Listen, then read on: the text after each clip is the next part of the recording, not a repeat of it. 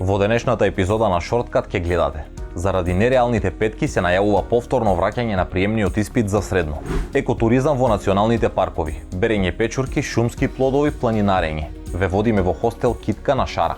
Младите да имаат пристап до бесплатна психолошка поддршка која им е потребна во рамки на секоја здравствена установа. Здраво на сите! Ова се само дел од содржините за кои ќе зборуваме во оваа нова 43-та епизода на Вестите за млади. Останете со нас. Јас сум Гоше, а ова е Шорткат.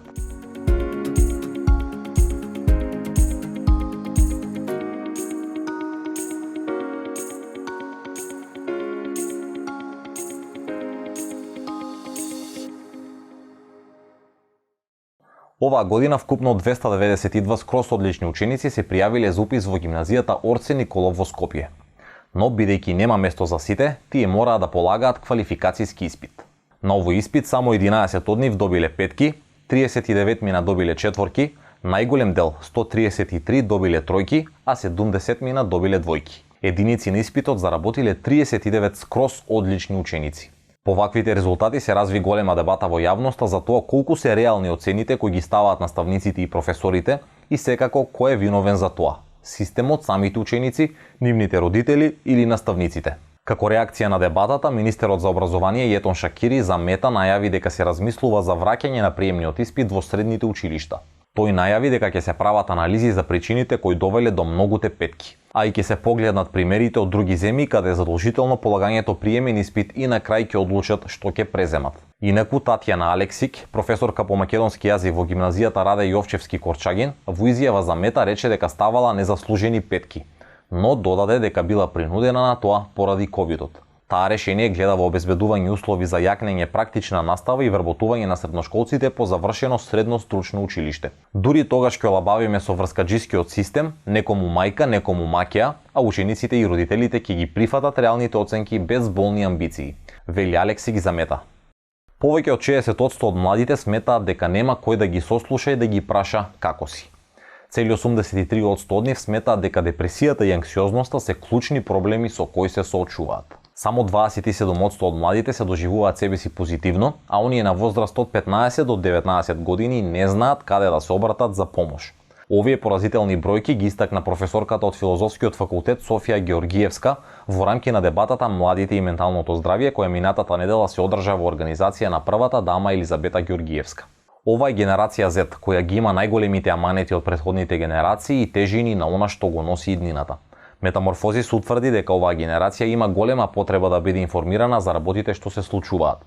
Затоа Метаморфозис преку кратките видеа, преку емисијата Шорткат успева да отвори прашања кои потикнуваат поголема одговорност на младите за сето она што се случува околу нив, рече психологот и психотерапевт Радмила Живановиќ, инаку председателка на управниот одбор на Фондацијата Метаморфозис.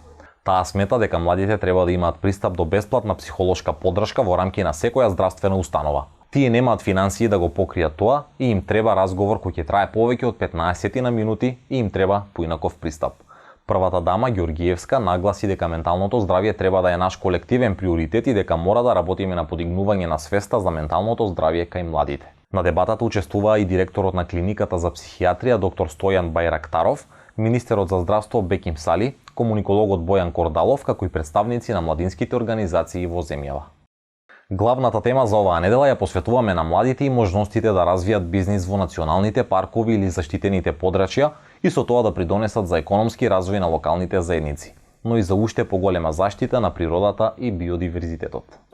Пешачење или возење велосипед во природа, здрава храна произведена од локални производители на еколошки начин, чист воздух и вода и многу шума и зеленило. Можностите за еколошки туризам во земјава се огромни, а 4 национални паркови со своето природно богатство и биодиверзитет се вистински потенцијал за развивање на одржливи бизниси. На тој начин се зачувува и животната средина и се подобрува благосостојбата на локалното население. Овие бизниси им носат самостојност и одржливост на локалните заедници. Токму тоа го вели и Јован Божиновски, туризмолог и председател на планинарскиот клуб Љуботен. Тој посочува дека со развојот на одржливиот туризам во националниот парк Шарпланина се избегнува негативното влијание врз животната средина и се поттикнува локалниот економски развој. Идејата е да се поттикне локалното население да размислува и да работи во насока на заштита на природните и традиционални вредности. Еколошкиот туризам е значајна активност, посебно за младите кои што живеат во заштитените подрачја, затоа што тоа е една работа која што ќе донесе приход на младите кои што се во тие заштитени подрачја. Од друга страна, младите остануваат во тие региони и се развиваат. Божиновски смета дека бизнисот и екологијата несомнено мора да се надополнуваат, бидејќи без правилен развој на туризмот ќе немаме ниту заштита на животната средина. Во заштитените подрачја, она што треба да се развива од туризмот е авантуристичкиот туризам. Не е потребно да се развива масовниот туризам. Масовниот туризам со заштита на животната средина не оди. Берењето зачински билки, печурки или шумски плодови, производството на сирење на традиционален начин, одгледувањето пчели и многу други активности можат да бидат почетна точка на бизнис во овој регион. Сите овие одржливи бизниси, вклучително и туризмот, може да представуваат значаен дел за самоодржливост на националните паркови. Драгиша Јововски веќе 5 години го управува хостелот Китка во селото Вратница. Лоциран е токму на границата на новиот национален парк Шарпланина во подножието на врвот Љуботен. Тој за своите гости има богата понуда. Самиот одгледува зеленчук, произведува мед и вели дека Шара е неистражен и неискористен потенцијал. Кај нас нудиме смештај, храна, здрава храна, агротуризам во наредни, тоа ни е за понатаму и нудиме мнозина, многу од гостите што доаѓаат кај нас користат велосипеди за во планина. Покрај велосипедите нудиме и планинарски водичи, кои што одат по вележани патеки. Има голем потенцијал и меѓутоа не е ништо искористено. Не може да допре вредноста на планината, вредноста на природата не може да допре до најпрвин до населението. Едноставно кажано, населението не знае со кое богатство располага. Нашите соговорници заклучуваат дека е јасно од и вообичаениот поим за годишен одмор е веќе видена и изживеана активност. Од друга страна, уживањето во допир со природата е она што многу повеќе се бара. Иако законски имаат можност да работат, само 4,6% од младите на возраст од 15 до 19 години се активно вработени. Во конкретни бројки, од над 100.000 лица на возраст од 15 до 19 години, работат само нешто повеќе од 4.700. Законски на оваа возраст младите се обврзани да посетуваат средно училиште, но исто така законски дозволено е и да работат. Она што е уште позагрижувачки е дека од овие што се активно вработени, 2/3 се мажи, а само 1/3 жени. Од женската менторска мрежа Стела, како една од причините за ваквиот родов јас, ја нагласуваат недоволната фамилиарна поддршка за академска и професионална надградба на девојките, а тука се и стереотипите и патриархалните норми во однос на улогата на жената во домот и општеството. Насилниците имаат имиња и треба да бидат казнети. Со оваа порака Центарот за еднакви можности Бубамара изминатиот викенд на плоштадот во Тетово и во Гостивар, но и во Стара Скопска чаршија, ја одржа изложбата без име. Целта на оваа изложба беше преку илустрации на уметникот Рехатлику да се крене свеста за малтретирањето со кое се соочуваат девојките на социјалните мрежи, бидејќи денес интернетот создаде безбеден простор за насилниците, кои понекогаш избираат да останат анонимни или малтретираат со лажни профили. Феноменet të cilat ndodhin për ngacmimet në rrjetet sociale nuk janë normale dhe duhet reaguar ndaj tyre. Ne për një vit punë kemi parë që policia i merr shumë jo seriozisht këto raste dhe madje ndonjëherë edhe shpërndan informata të gabuara sa i përket këtyre çështjeve, ju thot vajzave që nuk kanë të drejtë ta dinë emrin e ngacmuesit dhe nëse policia e gjen që është një gjë e gabuar dhe shumë të tjera. Shumë shpesh vajzat edhe nuk e dinë se si përfundon rasti të cilin ato e kanë paraqitur. Gjithsesi, e vetmja mënyrë se si mund të përmirësohet situata është prapë të paraqiten rastet në polici. Nëse sa më tepër vajza i paraqesin, policia ka patjetër që të jetë në shërbim të qytetarëve.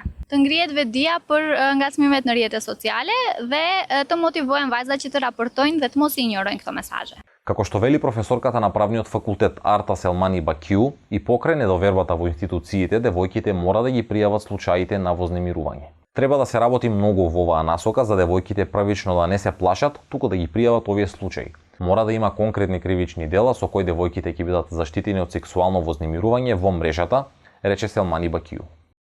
Лежалките се поставени, а дебарчани се подготвуваат за летната сезона на брегот на вештачкото Дебарско езеро. Но убавиот впечаток на оваа туристичка атракција се расипува од отпадот во дивите депонии близу селата покрај реката Радика.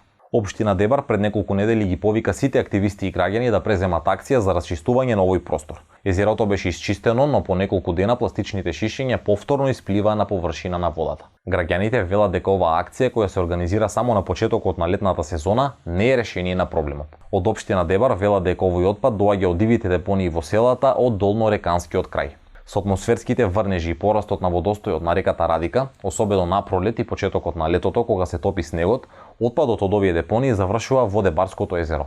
Оттаму најавуваат дека сакаат да постават мрежи кои ќе го спречат навлегувањето на отпадот во Дебарското езеро. Загадувањето на езерото е пред се морално прашање, но носи и кривична одговорност. Развиените земји ефективно ги штитат таквите природни ресурси, но и осмислуваат стратегии како да се развиваат и да станат конкурентни на пазарот на туристички атракции. Локалните власти заедно со околните и централните општини треба да преземат посериозни долгорочни чекори за заштита и развој на овој природен ресурс на координиран начин. Стигнавме до крајот на денешната емисија. Следете на нашите профили на Instagram и TikTok и информирајте се директно на сајтот на meta.mk преку рубриката CTRL-Z. Добре дојдени се сите коментари или забелешки. Пишете ни што мислите за враќањето на приемните испити во средните училишта, за менталното здравје на младите, за родовиот јас или пак за ѓубрето во Дебарското езеро. Чао!